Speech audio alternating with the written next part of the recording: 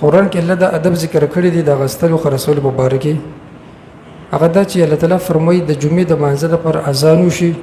نو ضرول بای بیا به غسل خرڅول پرې دی دکان به بندي ارسه چې ستا کوم کار کسب دی هغه مکمل و درې ورځې به جمعه ته بیا راځي الله تعالی قرآن کې فرمایلی دی اتشتم سپاره کې یا ایه الذین آمنوا ایمان ولو اذا نودي للصلاه من يوم الجمعه فاسعوا الى ذکر الله ای ایمان ولو کله چې تاسو د جمعې د مانځه پر اذان واورئ نو فاسعوا الى ذکر تادیو کې د الله ذکر ده د ذکر نمرود خطبه ده تقریر دی تقریر بیا په تادی سره راځي و ضرول بی او غسل خرڅول پرې دی نو کم کس چې د جمعې د اذان نه پس غسل خرڅول کوي دا مکمل در پر حرام دی کو دا خرڅ کړه هغه پیسې حرام دي او کو سیوا غسل هغه شی ولم حرام دي د جمعې اذان چې وشي نو غسل خرڅول مکمل حرام اوس په دې زمانه کې دنیا پرستی سیوا ده لالچ سیوا ده نو جمعې مزه پر بازان شي دکانونه په کلاوي بازارونو کې قشن خلک مسرور وي بغستل خرڅول کې یعنی د جمعې د مزه قدر د چا سره نشته الا من رحم ربي بعض خلک چې الله پر رحم کړی دا وې سره شته د جمعې د مانځه چې هغه د پرازانو شي غسل خرڅول بند یوازې غسل خرڅول نه قرآن کې الله تعالی بیا وی او لهو هغه کار ته وی چې انسان مشغوله کوي نو کم کار چې تا مشغوله کوي هغه مکمل حرام کو هغه ذمہداري ده کو هغه د کور یو کار دی کو هغه د موبایل استعمال دی کو هغه یو بل څه دی ټول کارونه به مکمل و درې به دغه وخت کې جمعه ته ورځي دا چې کله جمعې د مانځه پر اذان وشي محدثین بیا لیکلي دي چې لا ينبغي للمسلم ان ينتظر النداء د مسلمان لپاره دا مناسب دی چې د بانګ انتظار کې چې بانګ به کله ویل کېږي بل يسن له التبكير للمسجد بلکې در لپاره صحیح طریقه ده چې د اذان مخکې مسجد ته راشي د جمعې په ورځ د اذان مخکې مسجد ته راشي نو واپیل کې ذکر اسکار دی وکي ولی فإن بقدر السبق إلى الجمعة يكون أسبق يوم القيامة ځکه کم کس چې د جمعې په ورځ مخکې راځي نو دی به په ورځ د قیامت د الله په دیدار کې هم مخکې ناست وي کما جاء في حديث ترمذي لکه څنګه چې په حدیث ترمذي کې دا خبر راغلی نبی اسلام فرمایي کم کس چې د جمعې په ورځ مخکې راغی مخکې سب کې کېناستو نو په ورځ د قیامت چې به جنتیان د الله دیدار کوي نو هغه کسان به مخکې ناست وي چې کوم خلک په دنیا کې د جمعې په ورځ مخکې راځي جمعه ته دا څونه غټ فضیلت د جمعې په ورځ د وخت راتلو او بیا محدثینو دا هم ویلي دي چې ان اول بدعه ظهرت فی الاسلام یقینا اولنې بدعت چې په اسلام کې پیدا شوه دی هو تاخير یوم الجمعه هغه د جمعې په ورځ وروسته راتللی دا اولنې بدعت او غلط کار چې په اسلام کې پیدا شو بدعت ورته ویل وې د صحابه زمانه کې دا شی نه و جمعې منزل نه وخت لره سو زمانه کې نه و د روسته زمانه کې دا شی شروع شو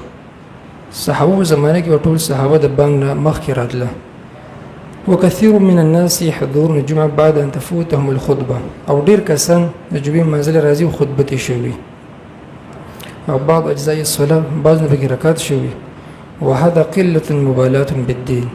أو دار دير بوبايل دخل الدين سرا واستغناه عن رب العالمين أو دار دير بپروايل رب العالمين أجلاوي چې د جمعې د منزل پر اذان اور نو فس او تعدیق یو د قشن کور کې ناس او کارونه کې مصروف دي دله بخول تیزی یا بو سرخانی د نوځي ولام بي بیا برازي الله وی تعدیق یو د کور کې ناس په کارونه کې مصروف دي د دم خبره چې د جمعې خطبه په دې ټیم شروع کیږي بانک په دې ټیم کیږي دله خو دې خو کوي نو واستغناه عن رب العالمین دا ډیر به پروايي د خپل رب نه وهو مرض عضال او دا د سیم مرز د چې علاج ډیر ګران دی سستی دا د سیم مرز د په عباراتو کې چې د علاج ډیر ګران دی کم کس کې دا مرز راشي هغه نه بیا د نه نوځي مگر په ډیر مجاهدې سره لا يسلم منه او د دې مرز نه بچيږي الا من رحمه الله مگر هغه کس چې الله په خصوصي رحم وکړي هغه کس په دې مرز نه بچيږي نور اکثر خلک په دې مرز کې مبتلا دي سستی کول بل چې د جمعې د موز د په هفته کې یو ورځ راځي نو په کار خو درجه د خو په صحیح طریقې سلوک او بخاری کې حدیث دی عمر رضی الله عنه خطبه کوله اذان څنګه ختم شو هغه خطبه شروع کړه بده کې عثمان رضی الله عنه راغی عمر سی ورته په خطبه کې وی چې ما بال رجال يتاخرون بعد النداء دا سوچ چې بعضی کسان د اذان نه پس راځي ابي په خطبه کې ردو کو بچا باندې په عثمان رضی الله عنه چې خلیفہ راشد دی په خلفای راشدون کې د عمر صاحب خطبه کوله او په خطبه کې پیرودو چې بعض کسان دا څه چل شوی چې د اذان نه پس راځي مطلب دا چې د بانګ نه مخکې ولې نه راځي دوی کو دا معمولی ګناه و یا څه ګناه نه و عمر صاحب په خطبه کې په عثمان رد ولې کوم هغه چې په خطبه کې پیرودو کو نه غوړي دا کار اهم ښکارا کېدو چې د جمعې پر ورځ نه وخت راځي سونه سخت ګناه ده او بل چې د دې ثواب ډیر زیات چې کوم کس د وخت راځي بعضی کسان زموږ برګری د بعضی نوافلو اهتمام کوي د اسکارو اهتمام کوي ښه خبره ده خو د دې شي اهتمام نه کوي د جمعې په ورځ د وخت راتل دا څونه غټ اجر دی نبی علیہ السلام فرمایي دی ابو داود کې حدیث دی چې من غسل یوم الجمعه واغتسل کوم کس چې په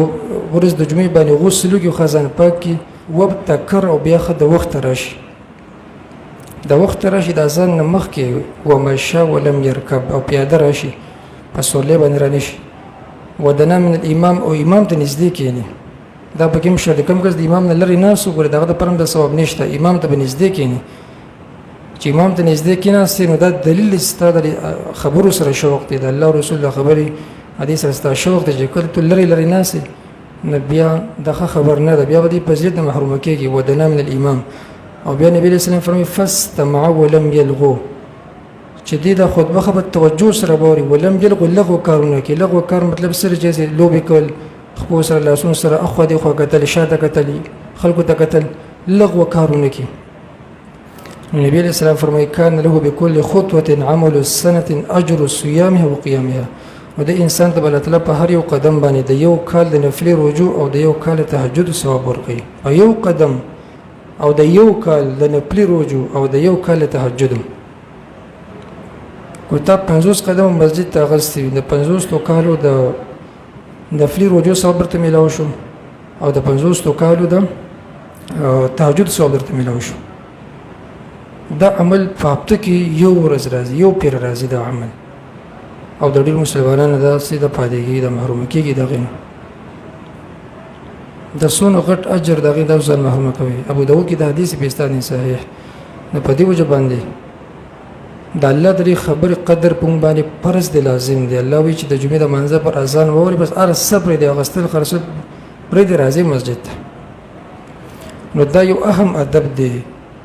چې د عبادتو په ټیم کې د منځ په ټیم کې خاص کر د جمعې چې اذان وشي دا غي په وخت کې اغستل خرڅول مکمل دا سری حرام دي دا د ټول اهم ادب دی کم ادب چې نور پاتې شو غو ان شاء الله پاینده خطبه کې ذکر کوم او د هغه کار کسب دغه تجارتونو وضاحت مونږ کو چې هغه په دې زمانه کې ډېر په زور او شور سره روان دي او خلک پکې اخته کیږي او هغه سری غټول حرام دي